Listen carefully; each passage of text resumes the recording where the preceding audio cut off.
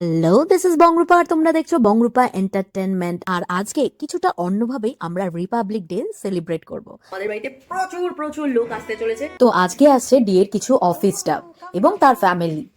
D ready ফেডি হয়ে পরিষ্কার করছে, দেখো ক্লিন করছে। ডি আবার বলছে এসব দেখাতে হবে না।